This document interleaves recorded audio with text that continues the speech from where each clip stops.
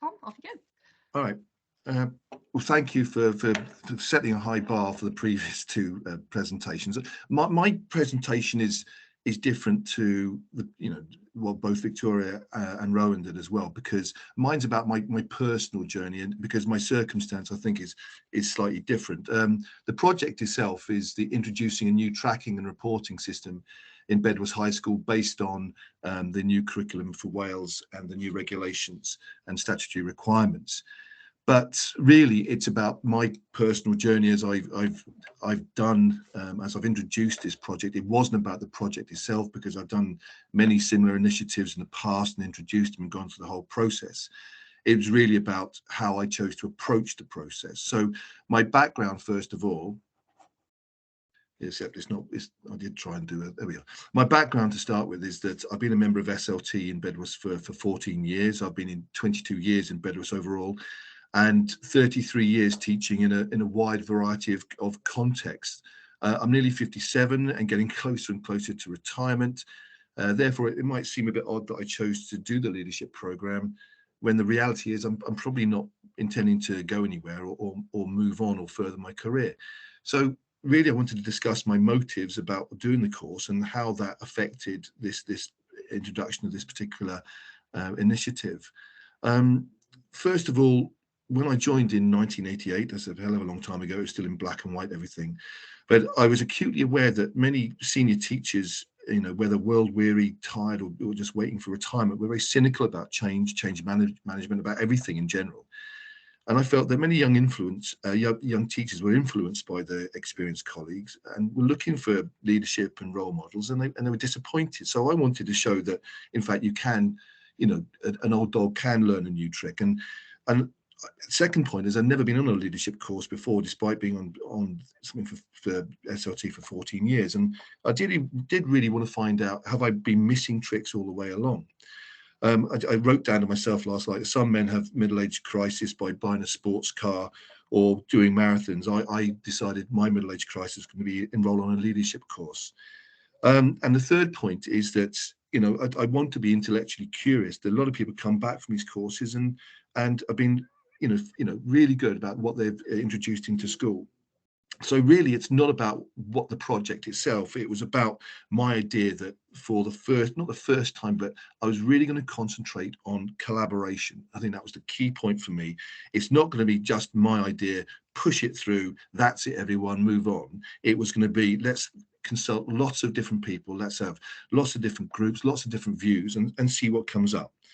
The project itself, as I said before, it doesn't really take me out of my comfort zone. It's nothing new in terms of new systems or whatever we have to, new designs. Um, but like I keep saying, it's really about how the rest of the staff and different schools came on board.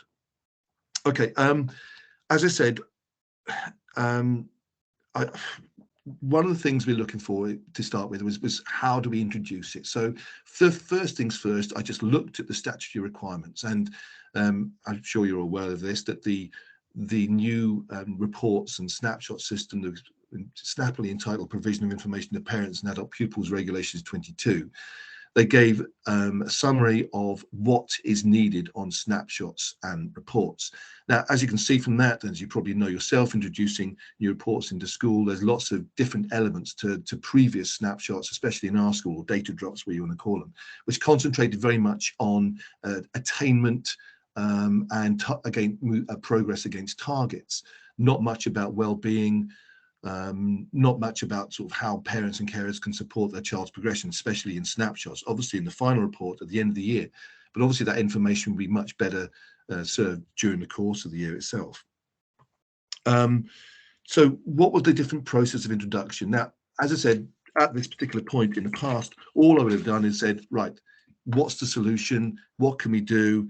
Bang, here's the answer. So instead of that, the first thing I did in the true spirit of collaboration was to say, I set up a working party in school, and surprisingly, 7 people actually did volunteer to come along with it. I didn't think it was the most enticing of projects, but 7 staff came on board and said, yeah, okay, we've got some ideas on it. So we met as a group, and I did change my meeting style because I brought biscuits and coffee to the meeting as well, which is highly unusual for me, being a tight-fisted old so-and-so. But we had the session, and I was very conscious about my body language. I was very conscious that I wasn't just going to do a couple of head shakes or eye rolls or a tut here or there. I just left it completely open. And it's fairly straightforward things, but I think that in terms of ownership, the 7 people came up with some very good ideas, and we discussed contacts with other schools. So we visited Pontypridd High School to look at what they've done in their terms of their snapshot reports. We went over to Kevin Syston in Neath, and we've had some contacts with Cowbridge School as well, to looking at the attitude to learning grade, which we felt was more important than any attainment grade. So we sat down together, worked through it, saying how many grades do we need, what's the criteria we can put on those. And so we came up with this idea we pinched most of it, but we used the attitude to learning grades as well. And I'm sorry for we haven't got any primary colleagues here, but that's the only thing we had on cats. But Charlotte talked to us about, talked to me about linking up with our primary colleagues to see, if there's a sort of way of through the transition to make it more streamlined from primary to secondary. So I set up a meeting with our primary cluster schools as well, and we came up with this is an idea as well. It gets straight from Pontypridd, but rather than looking at sort of attainment grades, we still refer to in some way, we adopted the 4E system, the emerging, expected, exceeding, and excelling, and matched those against the LNF and DCF. And as you can see there, we asked teachers to report on the individual skills as well, with some idea about what sort of grades we were talking about. Again, it's not the main point. It's really just as we were going through the process. Now, the staff were the people who introduced it. They talked to the rest of the staff about what we were doing and why they were doing it. I fielded some difficult questions about workload, but on the whole, the staff introduced them and did them exceptionally well. One important change, and this is again talking about the sort of personal journey, growth, whatever you want to call it, is that the idea of targets and target setting popped up every single time. So I opened it up for wider audience, and the general consensus was that if in the true spirit, the true philosophy of the curriculum for Wales, that attainment targets are not critical. They shouldn't be. They were looking at individual stages and of individual pupil growth. And so why are we using targets to limit pupils? Surely the target of every single pupil should be working to the best of their ability and in terms of their attitude to learning. So even though it's very, very close to my heart, and has been my baby for many years, it's been sort of core to my role, we decided to drop targets in terms of attainment targets from our school system. And that was introduced last year and has proved very successful, very, very popular amongst staff. And then finally, based on our meetings and our discussions with staff, and we presented to the rest of the SLT about what we thought was an outline for our first snapshot report, which included bits of well-being, which included bits of skills progress, and included an attitude to learning. So this is what we came up with. I haven't put the whole thing on there because there's next steps as well and support for parents, what sort of things they can do. So that really was the process and what I was working through.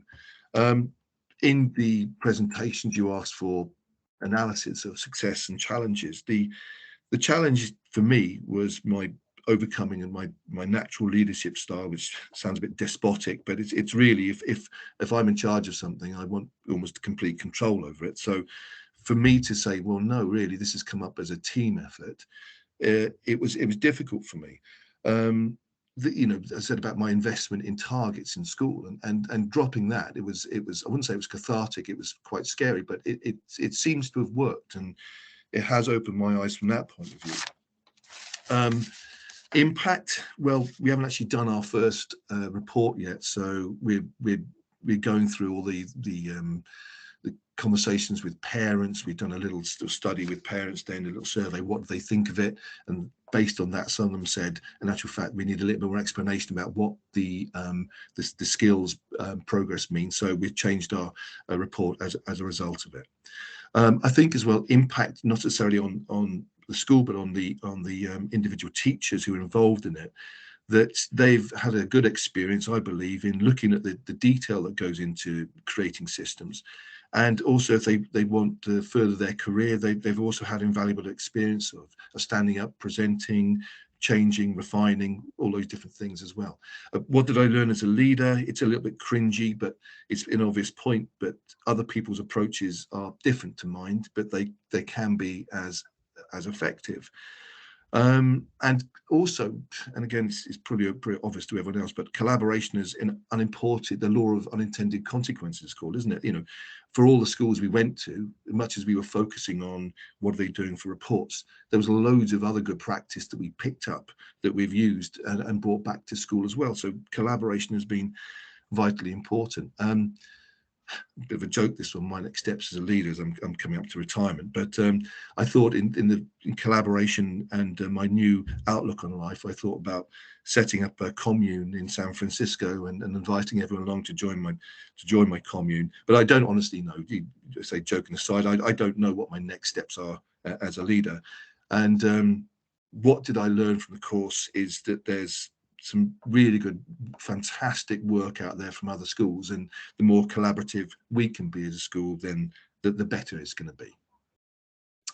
That's it. I told you it was a bit of light relief. Did it even last 8